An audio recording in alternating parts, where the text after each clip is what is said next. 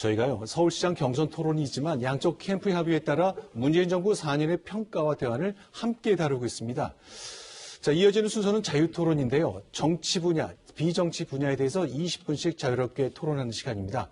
발언권을 얻은 3분이 주어지는데 그 3분이 초과되면 자연스럽게 발언권이 상대방에게 넘어갑니다. 이전에 끝내도 좋습니다. 단 3분 내 발언 중에 질문이 나올 수 있겠는데 그에 대한 답은 질문을 받은 후보가 다음번 3분 발언 기회 때 내놓으시면 되겠습니다.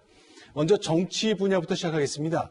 첫 번째 키워드, 인사가 만사라는 그 인사 얘기인데요. 서울시장 선거 경선 토론이니만큼 이번에는 서울시장에 내가 당선된다는 걸 가정해서 두 후보에게 모두 질문을 드리겠습니다. 서울시장으로서 나는 이렇게 인사권을 행사하겠다. 그 구상을 밝혀주시기 바랍니다. 금태섭 후보부터 말씀해 주시죠. 예, 여기 나와서 얼마 시간이 안 됐는데 벌써 제가 문재인 정부 인사 얘기를 3개나 했습니다. 네. 최근 임명된 문화부 장관 얘기를 했고, 조국 장관 얘기를 했고, 또 문재인 정부의 인사정책과 대비해서 경찰위원장을 임명하겠다는 얘기를 했습니다. 인사 문제가 정말 중요하죠. 사실은 전임 정부에서 문제가 됐던 것도 또 인사와 관련된 객관적인 이 조치입니다.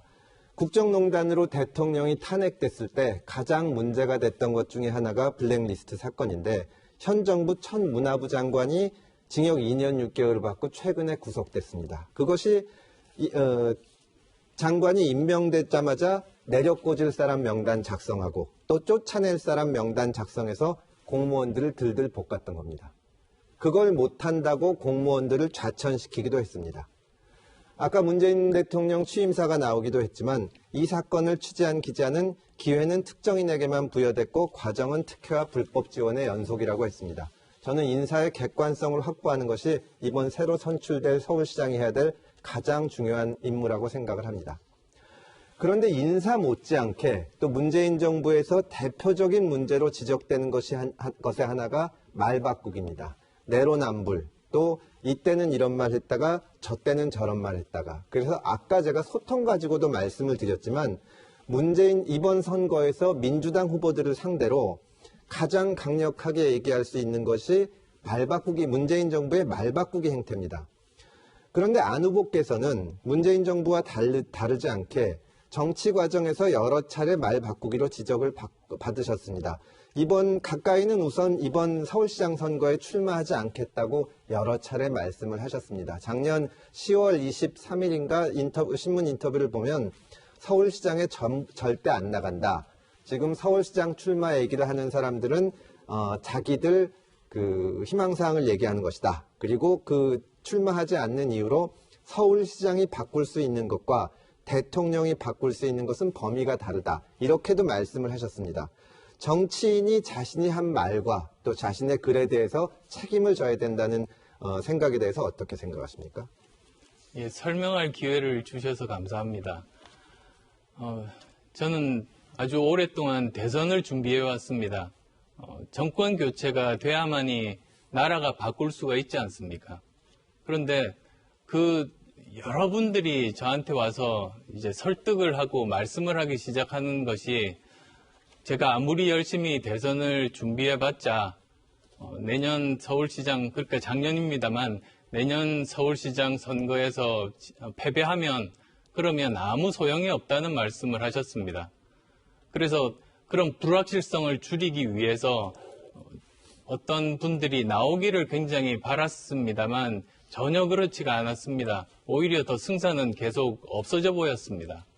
그러던 차에 12월에 아마 기억하실 겁니다. 3가지 일이 한 주에 동시에 일어났습니다.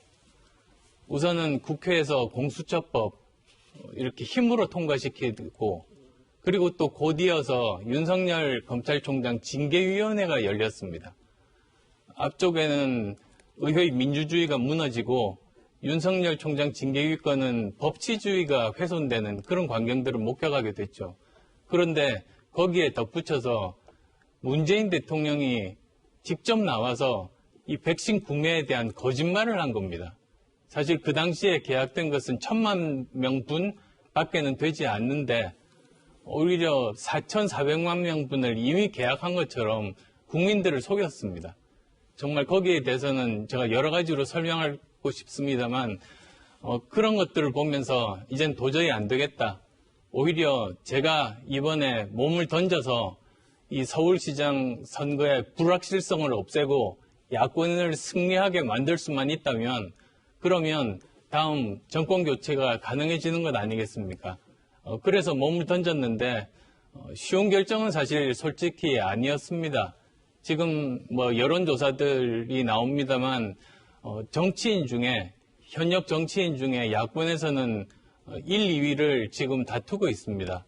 그걸 포기하는 것이 얼마나 어려운가는 정치를 하는 사람들은 모두 다 잘 알고 있는 그런 내용들일 겁니다. 그런데 저도 아까 뭐 기사에서 여러 가지 본 말씀을 하셔서 저도 금 후보께 여쭙고 싶습니다만 청년 정당을 만들겠다는 말씀을 하셨습니다. 그래서 청년 정당을 만든다면은 이번에 누가 야권 단일 후보가 될지는 모르겠습니다만 그러면 그 과정 중에는 열심히 참여를 하실 것인지 그리고 또 만드신다는 청년 정당이 언제 어떤 형식으로 만드실 것인지 그 내용을 좀 더 상세하게 듣고 싶습니다. 예, 어떤 뉴스를 보셨는지 모르겠지만 청년 정당을 지금 당장 만든다고 말씀을 드린 적은 없고요. 다만 청년들이 자기를 대변해줄 정당이 없다는 말을 하면서 저한테 찾아와서 이번 선거에 어떤 조직을 만들던가 시민 후보를 선출하면 어떠냐는 제안을 하셨습니다.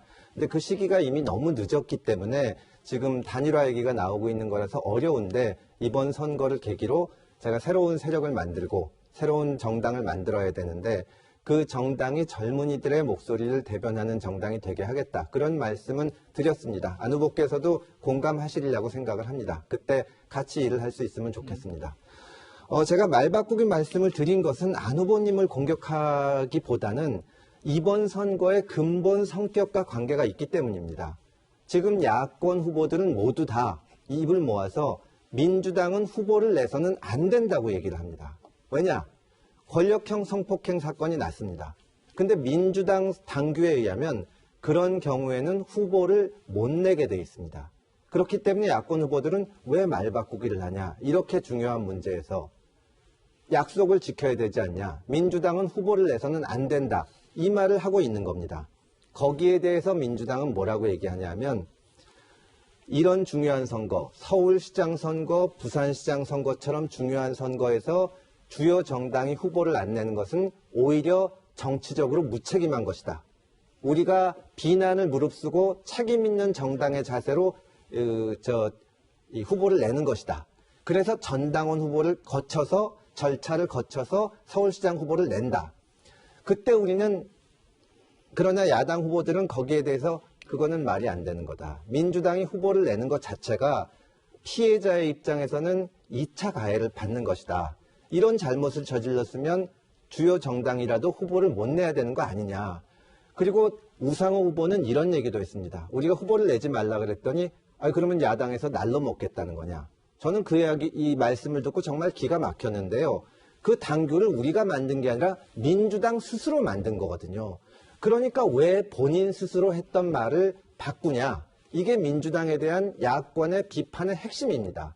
그런데 만약에 안 후보님이 야권의 단일화 과정을 거쳐서 야권을 대표하는 이 후보가 되시면 여당에서는 안 후보님의 이 말씀을 바꾼 것을 가지고 공격을 할 것입니다. 그리고 또 뭘 공격을 할 것이냐면 서울시장을 그렇게 안 나오겠다 하고 나왔는데 지금 서울시장에 만약에 당선이 되면 대선에 나가지 않겠냐. 대선에 나가면 90일 전에 사퇴해야 되기 때문에 그나마 서울시장을 1년도 못하고 8개월짜리 시장이 된다. 어떻게 이 사람이 말을 바꾸지 않겠느냐고 믿을 수 있겠냐고 공격을 당할 텐데 뭐라고 하시겠습니까? 그 이야기는 처음 서울시장 선거 출마 선언 때 한 바가 있습니다. 저는 대선을 포기하고 서울시장에 도전하겠습니다. 그래서 저는 정권 교체의 디딤돌, 주춧돌이 되겠습니다. 교두보를 확보하겠습니다. 그 말씀을 드렸습니다. 그리고 또 저는 지금 발표하는 공약들이 전부 5년 공약입니다. 부동산 공약도 5년 공약이었고 바로 어제 명동의 빈 상가에서 경제정책에 대해서 말씀드렸는데 그것도 역시 5년입니다. 그리고 그게 5년 만에 이루어질 기가 굉장히 좀 힘든 그런 상황이라면 거기에 대해서는 미리 어느 정도 터전을 닦아서 그 사업이 연속성 있게 만들겠다. 저는 그렇게 말씀을 드렸습니다. 그래서 이런 문제에 대해서는 걱정하지 않으셔도 된다고 생각하고요. 저는 지금까지 정치를 해오면서 저는 정직과 능력 그 부분에 대해서는 인정받을 정도로 열심히 살았습니다. 그리고 정말로 어려운 이런 길을 걸어가면서 요즘 많은 언론인 분들이 저한테 그 말씀을 하십니다. 큰 정당에 몸을 담지 않고 지금 이렇게 오래 살아남은 사람은 대한민국 역사상 처음이라고 합니다. 금 후보께서도 지금 어려운 길을 선택한 것 아니십니까? 그래서 저도 먼저 이렇게 오랫동안 경험한 입장에서 얼마나 힘든 일들이 많을까 저는 그런 것들이 우려도 되면서 사실 응원도 보내드리고 싶은 그런 마음인데요. 민주당에 대해서는 누구보다도 잘 아시니까 저는 이 문제를 물어보고 싶습니다. 문정부 인사들이 민주화 운동을 한 사람들 아닙니까? 그런데 지금 하고 있는 행태들은 오히려 민주주의를 말살시키고 법치주의를 무시하는 그런 행동들을 하고 심각하게 훼손을 하고 있습니다. 그러면 왜 그런다고 생각을 하시는지, 그리고 또 이걸 바로잡기 위해서는 우리가 도대체 어떻게 하는 것이 좋은가, 야권이 어떻게 하는 것이 좋은가, 그 부분에 대한 의견을 듣고 싶습니다. 예, 일단 답변을 드리겠습니다. 지금 민주화 운동을 과거에 하신 것은 맞고 민주당에 계신 많은 분들에게 저는 젊은 시절에 했던 희생에 대해서는 항상 감사한 마음을 가지고 있습니다. 그러나 그분들이 지금 민주주의를 신봉한다고는 절대 생각하지 않습니다. 민주주의는 가장 중요한 가치로 자유주의를 갖고 있고 다원주의를 가지고 있습니다. 내 말이 옳을 수도 있지만 내 말이 틀릴 수도 있다. 그래서 상대방의 말을 듣고 이견을 조정해 나가는 것이 민주주의인데, 지금 그 민주당은 어떤 대통령이 한 말씀을 하시거나 혹은 당론이 정해지면 그것을 안 따르는 사람을 핍박을 합니다. 물론 겉으로 보기에는 극렬 지지층들이 나와서 하지만 정치인들이 그것을 부추기거나 이렇게 되죠. 제가 그 징계를 받은 것이 저는 정말 기가 막히다고 생각을 하는데, 국회의원이 양심에 따라서 표결을 한 거를 가지고 징계를 받았습니다. 그때 이유가 뭐냐 하면 극렬 지지층에 결국은 따라간 건데요. 이럴 때 저는 저 개인으로서 할 수 있는 일은 많이 했다고 생각을 합니다. 소신을 지키고 또 다양한 의견을 가져야 된다고 얘기를 하고 내부에서 싸우고 마지막으로는 정말 강력한 메시지를 내기 위해서 탈당을 하고 나왔습니다. 다만 이 개인적으로는 부족하고 우리 정치, 이런 정치, 구태 정치의 틀을 깨야 됩니다. 제가 서울시장 선거에 나온 것은 여러 가지 이유가 있지만 민주당을 각성시키기 위한 이유도 큽니다. 민주당에서 볼 때 자기들이 징계하고 이견을 억누르고 내쫓다시피 탈당을 했는데 1년 만에 서울시장이 돼서 돌아오면 민주당 내에 그래도 양심 있는 목소리가 나올 겁니다. 그리고 민주당의 균열이 일어날 거라고 생각을 합니다. 저는 그래서 제가 당선되면 민주당의 균열을 일으킬 수 있다고 생각을 합니다. 지금 민주주의 말씀을 하셔서 제가 질문을 하나 드리겠습니다. 지금 양쪽 당, 국민의힘이나 민주당이나 그 극렬 지지층, 극단주의자들을 끊어내지 못해서 합리적인 정치, 상식에 맞는 정치가 실종되고 있습니다. 안 후보께서는 최근에 인터뷰를 하시면서 태극기 분들은 누구보다 애국심이 높은 분들 아닌가라고 말씀을 하고, 또 태극기 세력도 포괄해서 가는 거냐라는 질문에 모두 포괄해서 말씀을 드리는 것이라고 답변을 했습니다. 저는 우리 정치가 발전하기 위해서는 표를 의식하는 것을 떠나서 극단적인 주장을 하는 분들을 설득해야 된다고 생각을 합니다. 그러시면 안 된다. 우리 국민이 서로 적이 아니다. 머리를 맞대고 얘기를 해야 된다. 그게 소위 빠정치를 하는 민주당이나 이 소위 태극기 정치를 하는 그 국민의힘의 일부 정치인들에게 제가 하고 싶은 말입니다. 어떻게 네. 생각하십니까? 예, 그 말에 저도 전적으로 동감합니다. 제가 독일에서 있을 때 그 지한파 지식인이 한 분이 계셨습니다. 근데 그분이 한국 정치에 대해서 잘 아시는 분입니다. 그 말씀을 하시는 겁니다.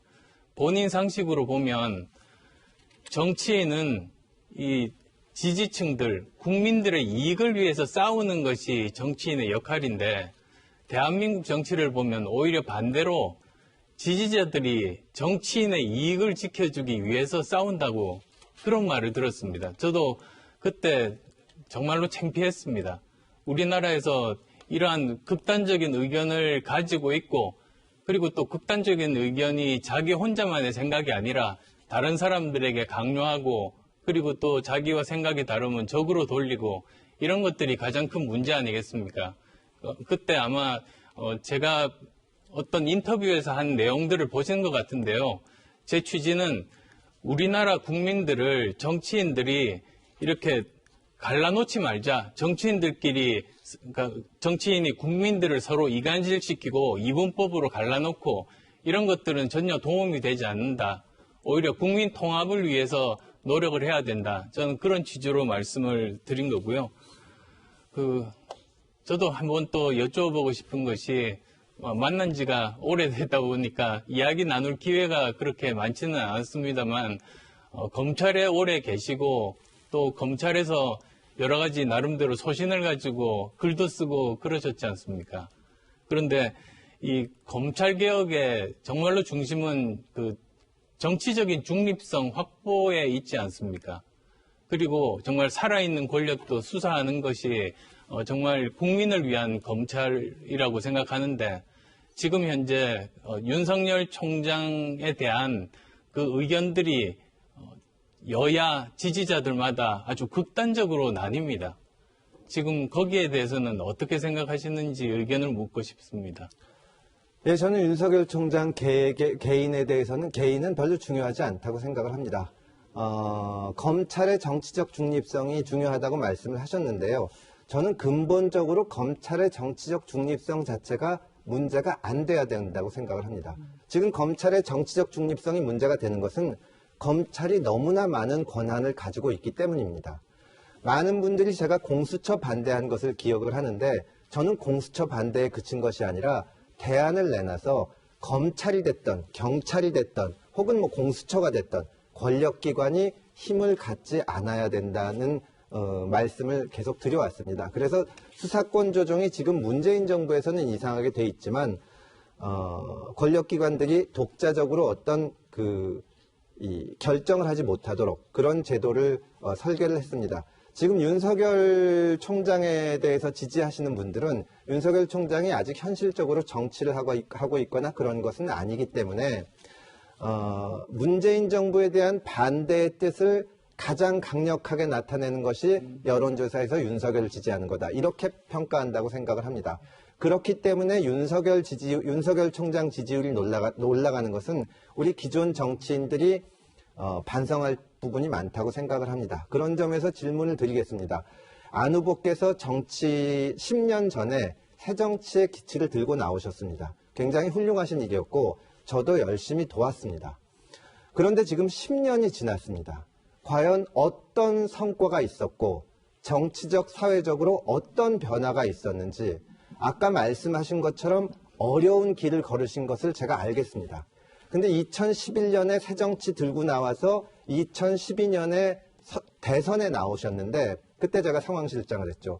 지금 딱 10년이 지났는데 그거보다 한 단계 낮게 서울시장을 나가십니다.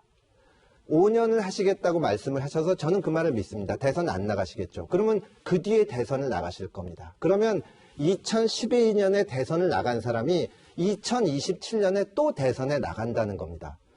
저는 정치는 제가 안 대표님보다 뛰어나거나 또 혹은 안 대표님을 비판하거나 하는 것이 아니라 결과에 대한 책임이 있다고 생각을 합니다. 지금 안 대표님은 10년을 하셨습니다. 이제는 유능하고 좀 새로운 시각에서 여러 가지를 보고 또 새로운 사람들이 모여서 하는 사람들이 도전해야 될 때가 아닌가. 안 후보님께서 저라면 서울시장으로 내려올 것이 아니고 오히려 대선에 나가서 해주셨어야 되는 건 아닌가. 10년 제3지대에 계셨는데 사실은 안 대표님을 반대하는 사람들은 한 게 뭐냐는 말씀을 하십니다. 그런데 지금 서울시장을 나가고 5년 후에는 또 대선을 나가겠다고 하시는데 과연 그래서 우리 정치가 변할 수 있을지 새 판이 열려야 되는 거 아닐까요? 자, 좀 안철수 후보의 답변 전에 제가 좀 정리를 해야 되겠습니다. 저희가 이제 정치와 비정치로 나눴는데 금태섭 후보가 4번의 발언의 기회가 있었고 안철수 후보가 3번의 발언의 기회가 있었으니까 3분 발언을 쓰시는 걸로 정치 분야의 자유 토론 좀 가름하고 그 위에 비정치 분야로 넘어가도록 하겠습니다. 3분 드리겠습니다. 그러시죠. 사실 정치권에 정말 유능한 새로운 사람들이 필요합니다. 그리고 저는 특히 여러 분야에서 전문성을 가지고 있는 사람들이 정치권에 공익을 위한 봉사라는 마음으로 들어와서 그 전문성을 활용해서 우리나라를 좀 더 좋은 나라로 만들고 가지고 있는 문제를 해결하는 것이 좋다는 그런 소신을 가지고 있습니다. 그런데 금 의원님이나 저나 사실은 정치를 같은 시기에 시작한 겁니다. 그래서 새로운 사람이 필요하다고 하면 저도 10년이 안 됐고 금 후보도 10년이 안 된 사람들 아닙니까? 그리고 정치 10년 하면서 포기하지 않고 정치를 개혁하겠다는 그 초심, 의지는 여전히 굳고 똑같다는 것은 금 후보님께서도 아실 겁니다. 그리고 또 제가 예전에 처음 알았던 금 후보도 민주당에 있으면서 여러 가지 활동들을 하고 또 고난을 받는 것을 보면서 마음속으로 깊이 또 응원을 하기도 했었습니다. 이 정말로 우리나라 정치에서 가장 큰 문제가 저는 3가지 정도가 있다고 보는데요. 부정부패 정치, 그리고 또 패거리 정치. 그러니까 옳고 그른 게 중요한 게 아니고 우리 편이냐 아니냐만 중요한 그런 판단 기준을 가지고 있는 정말 낡은 정치. 그리고 또 국민들 위해서 왕처럼 군림하는 정치. 그리고 말을 안 들으면 감옥을 보내고 이렇게 압박하고 이런 정치들, 그런 정치들을 바꾸려고 나왔습니다. 그래서 저는 그때 처음 시작했을 때 3가지 목표가 있었습니다. 우선 공익을 위한 봉사하는 정치를 하겠다.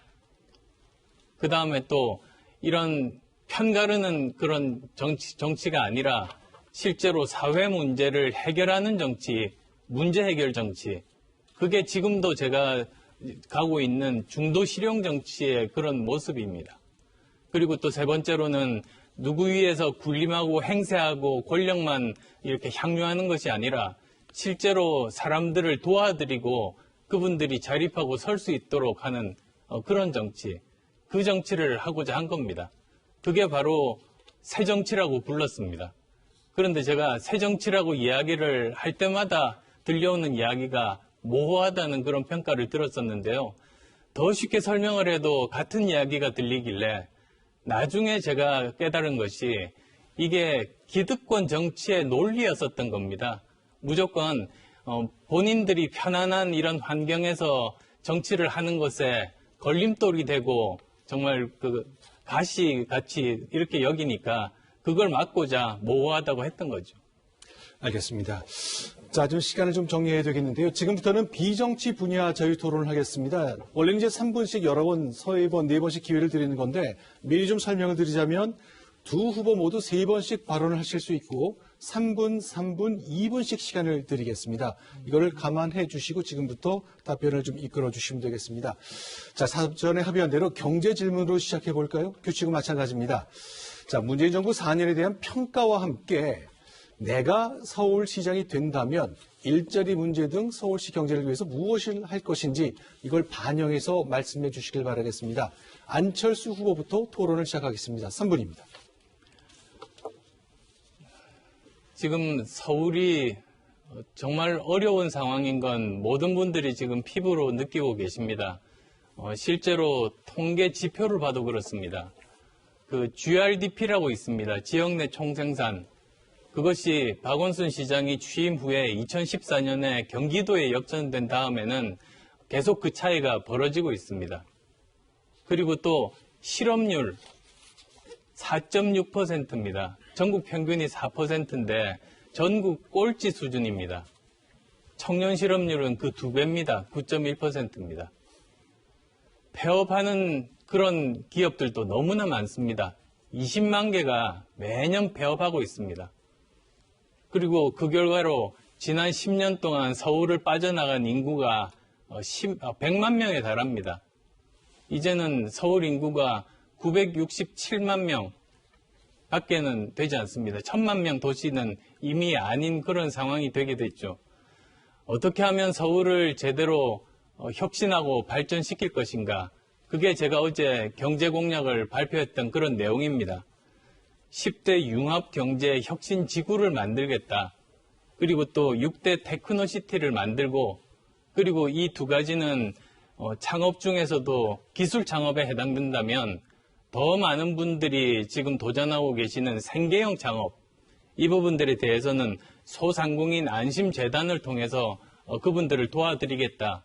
저는 그렇게 말씀을 드리고 있습니다. 그리고 또 덧붙여서 지금 현재가 중요하지 않습니까? 지금 현재 고통을 겪고 있는 많은 소상공인 분들, 저는 이분들부터 살려야 된다고 생각합니다. 그래서 재난지원금 이야기가 나옵니다만 재난지원금을 더 빨리, 더 많이, 더 집중적으로 들여서 그분들을 도와드려야 된다. 저는 그 생각에 변함이 없습니다. 이런 부분들에 대해서는 사실 가장 걱정이 되는 게 국가 재정 아니겠습니까? 국가 재정 문제를 어떻게 해결해야 될 것인지, 돈은 필요한데 지금 또 국가 재정은 자꾸 부채 비율이 높아지고 있는 이런 상황인데 어떻게 해결해야 될지 금 후보님의 고견을 듣고 싶습니다. 안 후보님께서 경제 말씀해 주셨으니까 저도 그 말씀을 드리겠습니다. 저도 지금 서울시장은 포스트 코로나 시장이 아니라 코로나 시장입니다. 지금 서울시장에게 맡겨진 가장 중요한 임무가 소상공인, 자영업자 지원하는 겁니다. 저는 누구보다 구체적인 공약을 내놨다고 생각을 합니다. 서울시에서 지원을 받는 소상공인이 41만 명 정도 됩니다. 그분들이 평균적으로 매월 내는 월세가 253만 원입니다. 그 80% 정도를 지원해주면 매월 200만 원 정도를 지원하게 됩니다. 그런데 소상공인들은, 장사하시는 분들은 이번 달 마치고 또 언제 나올지 모르는 지원금을 기다리면서 버틸 수는 없습니다. 정기적으로 버틸 수가 있어야 됩니다. 연말에 백신이 와서 이것이 연말 정도에 해소될 수 있다면 버틸 수가 있습니다. 저는 소상공인 전체에게 매월 200만 원씩 6개월간 지급을 하겠습니다. 그 돈을 다 합치면 4조 9,200억 원입니다. 서울시는 지금 3조 내지 4조 이상의 지방채를 발행할 수가 있습니다. 예산도 지금 같은 때는 과감하게 써야 합니다. 저는 소상공인을 위해서 구체적이고 정기적인 지원을 하도록 하겠습니다. 물론 코로나가 지나면 새롭게 서울을 혁신하고 경제를 열어야 됩니다. 저는 진짜 사실 제가 이번 서울시장이 되고 다음 임기가 된다면, 코로나가 지난다면 서울을 거대한 스타트업으로 만들고 싶습니다. 도시는 궁극적인 스타트업이라고들 합니다. 도시가 얼마나 스마트화 되느냐에 따라서 기업의 성장, 또 투자 유치, 그리고 일자리 창출이 이루어진다는데 많은 도시들이 동의를 하고 지금 경쟁하고 있습니다. 그런데 서울은 2015년 스마트 도시화에서 11위를 하다가 지금은 17위로 떨어지면서 점점 뒤로 밀리고 있습니다. 작년에 서울의 정부와 예산이 3,600억이고 스마트 예산이 1,200억인데 CCTV 달고 이런 데 쓰이고 있습니다. 스마트 시티가 제대로 되기 위해서는 민과 관이 협심해야 되고, 예를 들어서 자율주행차가 다니려면 도로만 되는 것이 아니라 무슨 그 규칙도 만들고 테스트베드도 만들고 여러 가지가 만들어져야 됩니다. 그러려면 서울시에서 그걸 할 수는 없습니다. 그런 건 기업이 하는 겁니다. 서울시에서 그런 행정의 벽을 허물고 어떤 그 혁신을 이룰 수 있는 새로운 가버넌스가 필요합니다. 그래서 제가 서울시 공약의 1번으로 넣었던 것이 디지털 부시장을 만들겠다. 그 사람이 서울시 업무, 서울시 부서의 벽을 뛰어넘으면서 혁신을 하게 하겠다는 공약입니다. 비록 이번에 선출된 서울시장의 임기가 1년 남짓에 불과하지만 저는 반드시 이 약속은 지키겠습니다. 네, 안 후보님 3분 있습니다.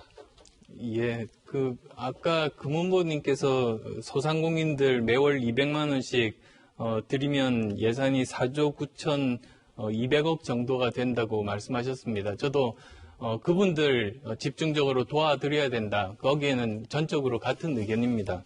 그런데 이 재원이 3, 4조 정도 지방채를 말씀하셨는데요.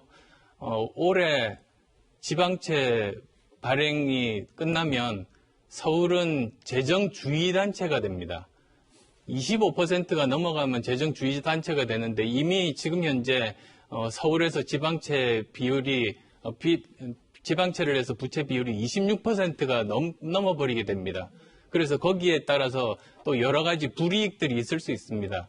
따라서 저는 지방채를 더 늘리는 방법은 그건 제대로 된 그 재정 확보 방법이 아니고 오히려 코로나19 때문에 계획을 했다가 할 수 없는 여러 가지 또 행사들이나 비용들이 있습니다. 그런 것들을 모아서 세출 구조 조정으로 이런 것들이 가능하다. 저는 그렇게 말씀을 드리고요.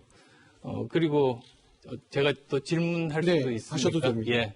아까 디지털 부시장 참 좋은 생각입니다. 그리고 여러 가지 뭐 AI나 빅데이터를 이용해서 서울을 좀 더 혁신적으로 바꾸겠다는 것도 굉장히 좋은 계획인데요. 좀 더 구체적으로 이런 4차 산업혁명 시대의 가장 핵심이라고 할 수 있는 AI 그리고 빅데이터 어떻게 구체적으로 활용을 해서 서울 시민들께 혜택을 제공해 주실지 아이디어가 있으신지요? 네, 빅데이터 말씀을 하시니까 위기 상황에서는 오드리 탕이 했던 것처럼 자원을 적재적소에 배치를 하고 그런 것을 투명하게 공개해서 패닉에 빠지지 않게 할 수 있습니다. 그리고 지금 다 후보들이 21분 도시, 15분 도시 얘기하는데 그거를 위해서 사람들의 동선을 계산하는데도 빅데이터가 필요합니다. 아까 그 세출구조 계산으로 돈을 마련한다고 하셨는데 뭐 그렇게도 괜찮습니다. 다만 저는 2010년대 초반에는 금리가 4% 내지 6%였는데 그때 서울시 지방채가 20조인데 지금 17조입니다. 지금은 금리가 1%밖에 안 되고 지금은 재정 같은 거 신경 쓸 때보다는 자영업이 무너지지 않도록 어떻게 해서든지 지원하는 게 중요하다고 생각을 합니다. 오늘 이렇게 안 후보랑 얘기하니까 정말 많은 얘기를 하게 돼서 즐겁습니다. 이런 시간이 많았으면 좋겠는데 너무 경제 얘기만 하게 돼서 다른 말씀을 좀 드리겠습니다. 길버채라고 아십니까? 길버채라는 것은 성소수자의 자긍심을 담아서 만든 한글 서체입니다. 민주당 박영선 후보는 과거 전광훈 목사와 만나서 차별금지법에 반대한다고 공언했습니다. 정치권이 소수자 또 목소리를 내기 힘든 사람을 외면하고 있는 겁니다. 문재인 정부는 이런 문제에 있어서도 표만 계산하고 또 정치적 유불리를 따졌습니다. 저는 민주당에 있을 때도 정말 무슨 극렬 지지층으로부터 받는 문자는 아니지만 온갖 문자 폭탄을 받으면서도 소수자 약자의 편에 그저 옆에라도 서 있어 드리려고 노력을 했습니다. 안 후보께서는 계속 중도를 표방하고 한때 극중주의라는 용어도 썼습니다. 저도 동의하는 점이 많은데 그러나 우리가 제3지대라고 지금 단일화를 하는 것은 진보와 보수 사이에서 줄타기를 하자는 것이 아니라 어려운 문제에 대해서 목소리를 내고 민감한 문제를 피해가지 말고 특히 인권 문제 같은 것은 글로벌 스탠다드에 맞는 방향으로 가자는 거라고 생각을 합니다. 성소수자 문제를 포함해서 서울시 인권조례를 새로 만들어야 한다는 주장에 대해서 어떻게 생각하는지 견해를 듣고 싶고요.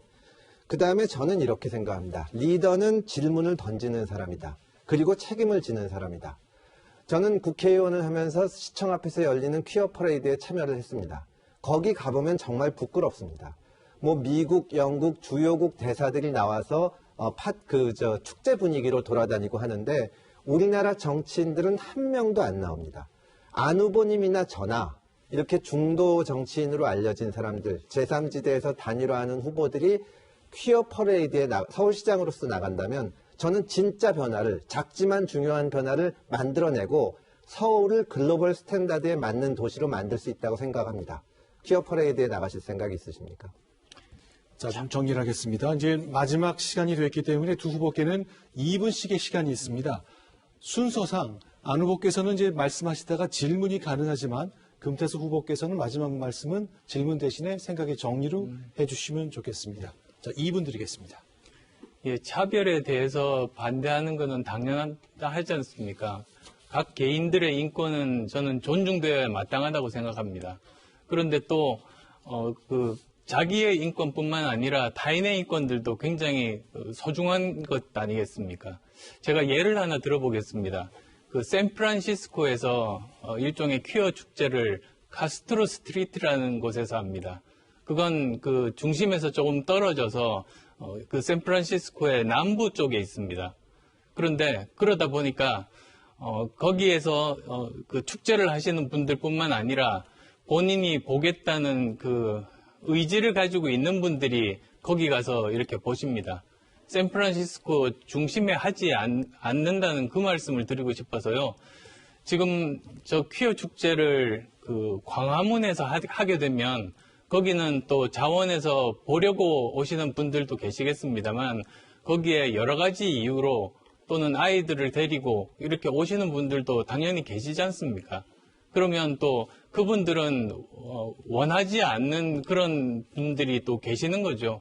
그래서 저는 그런 부분들까지 존중을 해야 된다고 봅니다. 즉, 그 본인이 믿고 있는 것을 표현할 권리 있고 그렇지만 또 그것에 대해서 그런 것들을 거부할 수 있는 그런 권리도 마땅히 존중받아야 된다는 생각을 가지고 있습니다. 네, 금태섭 후보께 2분 드리겠습니다. 예, 정말 그 방금 말씀하시는 걸 들었더니 우리 사회가 차별 없는 사회로 가는 것이 얼마나 어려운 일인가 하는 생각이 듭니다. 저는 법조인으로 일할 때나 또 정치인으로 일할 때나 그 소수자, 우리 사회에서 목소리 내기 힘든 분들의 옆에 서는 것이 가장 중요한 임무라고 생각을 했습니다. 또 정치인으로서 원래 요구되는 원형에 따라서 사는 것이 필요하다고 생각을 했습니다. 조국 청문회에서 제가 발언을 하는 것을 보고 시사 프로그램을 진행하는 앵커 한 분이 여당 의원이 그렇게 하는 것을 처음 봤다. 대통령이 지명해서 내려보낸 후보자에 대해서 그렇게 객관적으로 비판하는 것을 처음 봤다고 얘기를 하셨습니다. 그러나 그렇게 자기 역할에 충실을 하면 상대방으로부터도 존경은 아니더라도 존중을 받고 또 옳은 것은 옳고 그른 것은 그르다고 하면 대화가 됩니다. 또 그 가운데서 어떤 공통적인 그 공감대를 만들어낼 수 있다고 생각을 합니다. 저희가 잊지 말아야 되는 것은 반드시 지켜야 되는 것, 그리고 서로 공감대를 조금씩 넓혀가는 거라고 생각을 합니다. 그 퀴어 퍼레이드가 어디서 열리고 하는 문제가 아니라 정말 우리 사회에서 힘없는 분들, 또 목소리 내기 힘든 분들이 싸워서 지금까지 20회가 넘도록 서울시에서 소수자를 위해서 이것이 열렸습니다. 기존의 정치가 못하고 있는 것이 이런 부분이고 지금 국민의힘 민주당이 아니라 제3지대에서 안철수 후보와 제가 할 수 있는 것, 정치를 바꿀 수 있는 것이 힘없는 분들, 목소리 없는 분들, 자기를 대변해주는 정당이 없다고 하는 분들을 위해서 목소리를 내주는 일이라고 저는 생각을 합니다. 의견이 다른 의견에 대해서는 존중을 합니다만은 대단히 실망스럽다는 말씀을 드리지 않을 수가 없습니다. 알겠습니다. 저희가 준비한 시간 다 돼서 어느덧 토론을 마무리할 시간이 됐습니다. 자, 마지막으로 1분씩 두 후보에게 마무리 발언의 기회를 드리겠습니다. 금태섭 후보께 먼저 1분 드리겠습니다. 존경하는 서울시민 여러분, 토론 잘 보셨습니까? 문재인 정부 심판해야 합니다. 정치도 바꿔야 합니다. 판을 확 갈아엎어야 합니다. 지금 우리 사회가 답답하시죠? 낡은 방식으로는 못 고칩니다. 누구하고나 말이 통하는 사람, 자기 말에 책임을 지는 사람, 그리고 실제로 변화를 만들어낼 수 있는 사람이 필요합니다. 오늘 누가 문재인 정부를 심판할 수 있는지, 답답한 우리 사회를 확 바꿀 수 있는지 여러 가지로 판단하셨을 거라고 생각을 합니다. 제가 나서겠습니다. 선거를 이기고 대한민국을 바꾸겠습니다. 서울의 대변화를 위대한 시민의 선택으로 이끌어 주십시오. 오직 시민과 함께 전진하겠습니다. 소신의 금태섭, 서울을 바꾸겠습니다. 감사합니다. 네, 안철수 후보. 오늘 토론 시청해 주신 국민 여러분 그리고 서울 시민 여러분 진심으로 감사의 말씀드립니다. 저는 정치인이 가져야 될 가장 중요한 것 두 가지가 있다고 생각합니다. 바로 정직 그리고 능력입니다. 저는 말 잘하는 해설사보다 일 잘하는 해결사가 되는 것이 제가 지금까지 지향해왔던 방향입니다. 코로나19 방역 문제라든지 또 일자리 문제라든지 민생을 해결하는 문제라든지 여러 가지 문제들이 산적해 있습니다. 이런 문제들 의사로서 또 일자리를 만들어 본 벤처 기업가로서 누구보다도 잘할 수 있다고 저는 확신합니다. 시민 여러분 경청해 주셔서 감사드리고 또 오늘 함께 토론해서 고생해 주신 금태섭 전 의원께도 감사의 말씀드리겠습니다. 알겠습니다. 자, 지금까지 두 후보의 마무리 발언까지 들어봤습니다. 저는 잠시 후에 1분 후에 다시 돌아오겠습니다. 네, 지금까지 안철수, 금태섭 서울시장 후보 단일화 토론을 문재인 정부 4년 평가와 대안을 중심으로 심도 있게 진행했습니다. 오늘 1대1 토론 어떻게 보셨습니까? 오늘 토론을 통해서 중도 성향의 이른바 제3지대 후보들의 생각이 어떻게 비슷하고 또 어떻게 다른지 충분히 확인하셨으면 좋겠습니다. 저희 채널A가 생중계한 안철수, 금태섭 서울시장 후보 단일화 토론 여기서 마치겠습니다. 시청해주신 여러분 대단히 감사합니다. 두 후보님도 오늘 함께해 주셔서 고맙습니다.